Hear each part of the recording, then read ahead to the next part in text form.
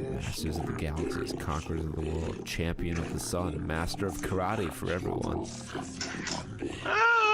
These builders must have been in the years. Fighter of the night, man. Alright, headcanon. The builders of this are also the Forerunners from Halo. Same people. It's possible. Done it. The droid must be talking about poor Nemo. Nemo. Council. We found him, though. Roll credits.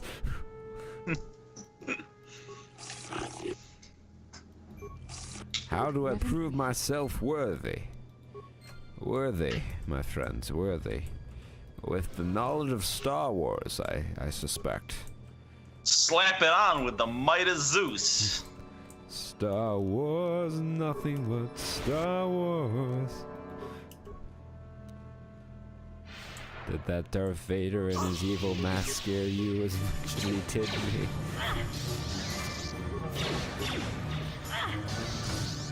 This droid has so much defense. It's made out of metal. Which your lightsaber should be able to pierce, but I'm not a Star Wars schooler. Star Forge metal. Star Forge material. Why did I know? Before I cast it's made out of RPG neum. You know, where bullets are less effective than melee weapons. And physics doesn't quite work on RPG neum. You make an argument that in some applications that is true. Melee weapons are more. We'll agree. Yeah. Effective. Ancient terminal. Computer skill. Attempt to slice the ancient. Failure. Kick it. Your foot hurts.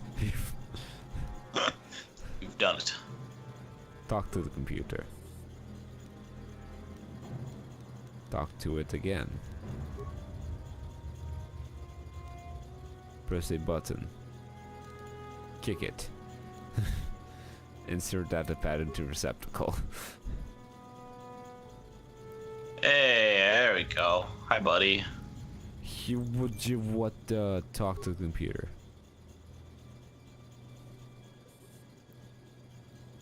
Well, Data interpretation complete. Language analysis complete. The free primary life-giving seed world types. Let's go with arboreal, oceanic, grassland. do it? Yeah. Okay. Now we have to do the death-giving worlds, which are the 3 that we didn't pick. But we have to fight another one of those droids. Star Wars, nothing but Star Wars. You could make an argument that volcanic worlds are very much life-giving. It'd be, you know, for the underground chimneys and the extremophile bacteria, archaeobacteria. This is not a game where we should argue semantics.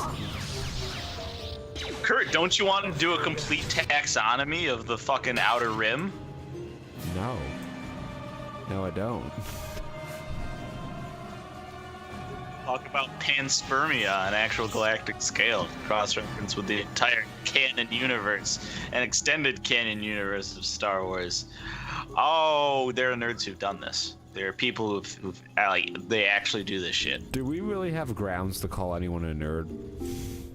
Yes. Us, like 23-year-old men who are currently watching a 1998 season of Power Rangers for no real good reason. Yes, Kurt. Nerddom is fractal. Like, it will always be nested nerddom within the nerddom. Like, it just goes infinitely deep.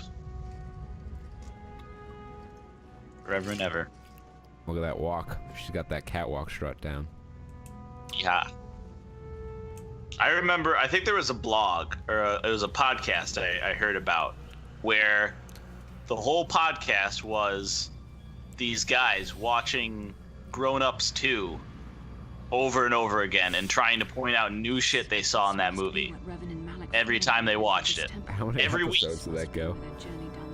Like for a year. That's... I don't even know what that is. That's some form of self-harm. Yeah, it's telling you, just, you can always call someone a nerd, no matter how much of a nerd you are. It's the moral of the story. But should you, though? You could. Yes. You could, but why? Why would you do that? Why? This is we could use. Gonna have Pour it myself right in the another. cracks. You know, that's the like, Delicious most warhead. practical thing Looks like Korriban, a Sith discussed Yeah. And if in that's that whole Korriban, infomercial, and this that's the thing is he Kashmir. questions. And Tatooine, and here's Milan. There are pieces Filling Pour in the cracks. so you don't trip and kill yourself. Why? Why would you do that? And there doesn't seem to be anything indicating where the Gee, Star maybe Wars because I don't want to itself might trip and be. kill myself. Yeah. I was thinking that too. They may have found. We must inform the council of what we. I don't want to talk to the council. They're going to be all old and moldy. You know, once you Moldy go man. old, Moldermans. you might get mold. It's a line from Boo to him in Dia Halloween. Oh God. The movie's coming back. Yeah, talk about How how did you about so ever when you get hit to him with agree lowers, with they know how- what's coming to him. With how forgetful you are. You cannot win.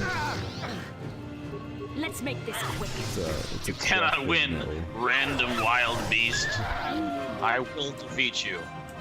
I will remember you, and I will remember Jews. They've got a beautiful culture. Deep. Stop genociding my elves. They're a distinct culture. Raphalos was very happy. Here it is. Oh, elves. Elf ball. Elf ball. It's So so, strong. named because Timberwatch elf. it just Real good card. snowballs out of control.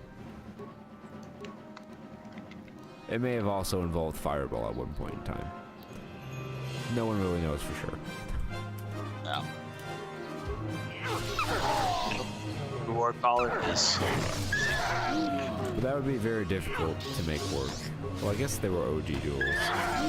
But trying to find a red mana source in your otherwise mono green deck to take advantage of all the mana dork elves seems a little less good than just doing a lot of elf things.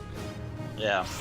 But then again, if you look at the deck lists from these times, if it wasn't a broken combo, these deck lists were they're pretty fucking tame, gotta say. Like, I remember there was a deck I learned about recently called Soul Devi Digger, or it was Browse Digger.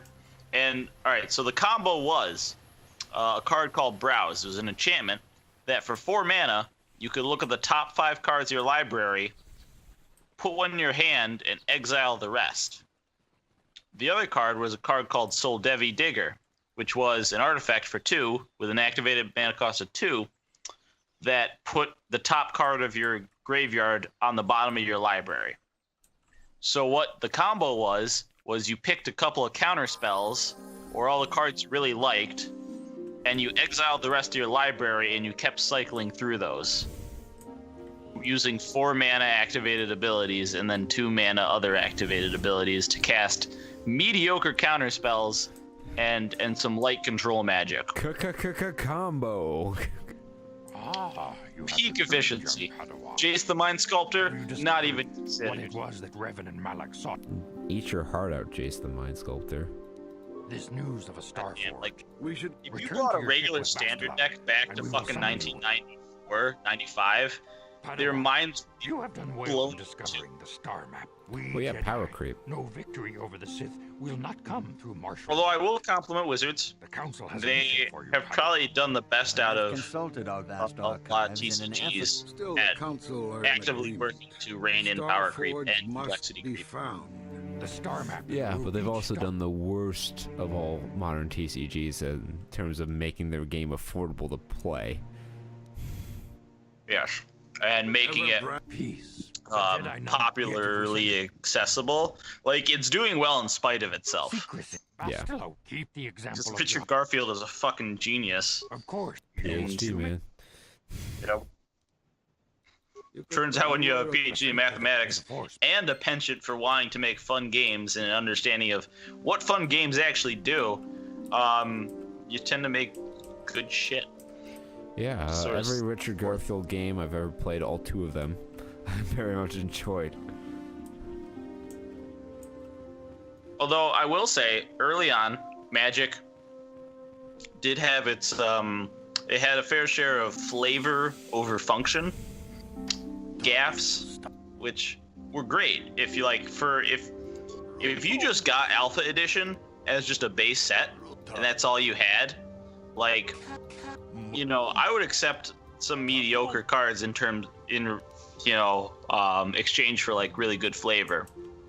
But you know, once you get into competitive and you like, tournament scene starts kicking up and you know you gotta try and actually win this shit. The card that turns all your creatures blue doesn't really cut it. No. But then we have to ask ourselves the question, was this game meant to be super competitive? Or was it meant to be a fun, flavorful game?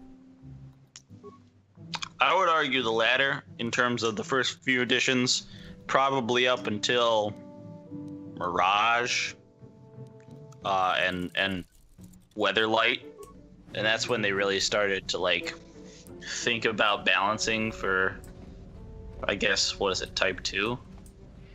Something like that, standard. Type 0, where we play the least efficient cards. Do you see that video they put out? They're gonna make it was a fucking terrible, like, it was like Pack Wars Highlander, where they took $100 100 card repacks from Walmart, and you had to make a Highlander deck by removing the cards and replacing them with basic lands. Oh god.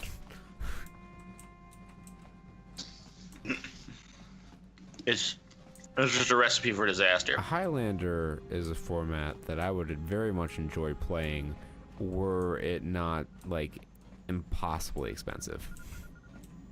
Yeah. It's like, hey, look, here's a nice legacy deck. Plus 40 more cards per deck. Yeah, and shit that's banned in Legacy is legal in, well, a lot of the Power 9 is legal in, Ha! Ho! Can't Ho! remember. That changes things. And then this is where the vintage players come in and But they there's talk about there is vintage. a point system that kind of reins in some of the things, but still, it's difficult. There's a Storm deck, though, so if there's a Storm deck support in the format, I'm interested in playing it. Oh, yeah, and again, fucking vintage. That's a weird world. That's a strange land. I don't. Do people play vintage in real life anymore? I don't think so. No, I don't it's, think we it's have. the best format and most affordable format in Magic for just the price of a new Ford Focus. You can have yourself a vintage deck.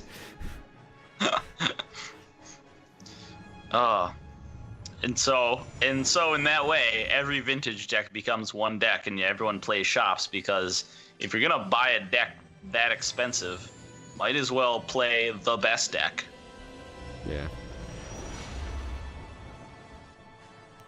I think vintage is like Legacy plus player base, where it's not Yeah. just the people who've been playing for a while, it's the people who've been playing for a while and have had money. Like, I think that's the fucking, like, that's how you know the vintage is vintage legacy can be fucked up formats when your tournaments have special, like, it's common for tournaments to specify that half your deck can in fact be fake cards. I am more Yeah. interested in the Cut down on Jedi budget stuff. Bastila and her battle meditation. Have you learned how she escaped the destruction of Taris? She was aided by Karth Onasi, a decorated war hero of the Republic and a legendary soldier. During the Mandalore Wars, he was honored many times for his bravery. You know this man? Yes, I do. Lord Malak. He served under me when I still followed the Republic. You could say I was his mentor. Interesting. How did you acquire this information, Admiral? An eyewitness, Lord Malak. Oh, he's back.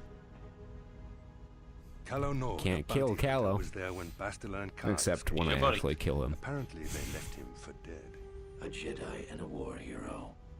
It's a wonder you survived the encounter. I am hard to kill, Lord Malak. Calo has agreed to help us capture the young Bastila for a very hefty fee, of course. But I assure you, he is well worth the price. His reputation as a bounty hunter is well earned. He's also very Nothing short. to me, Calo. Yes, But he I is. desire the He's young got short man Jedi syndrome. taken alive, if at all possible. He makes up for it in thermal detonators. Something else. May we have a private audience away from the ears of I think there's like one thermal detonator per Knights of the Old Republic game. That shit hasn't been invented yet. Interested in what Calo has to tell you about Bastila's other companions, Lord Malak. It's like, if you could design the Ford Escort, how would you do it? Well, let me fucking show you, because it's already been invented. Oh, I don't think you've seen that video. I need to show you that. Yeah. After this, which we're probably going to wrap it up here, touching down on Korriban, seems like a good stopping point. Thank everyone who came out here tonight. We'll boogie down after. Actually, we have a cutscene to go, but still, thanks is not mitigated by the proximity to the end of the episode. Okay, that's enough of that.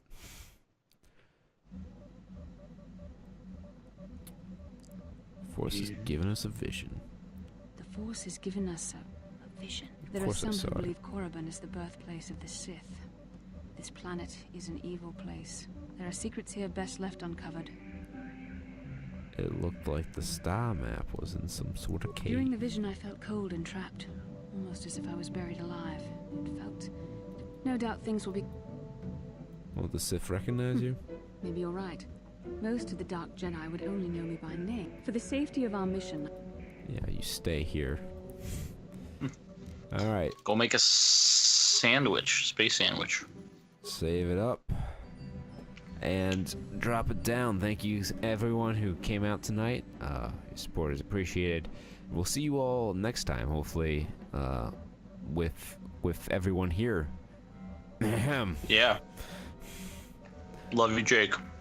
I don't. Hope you're getting laid.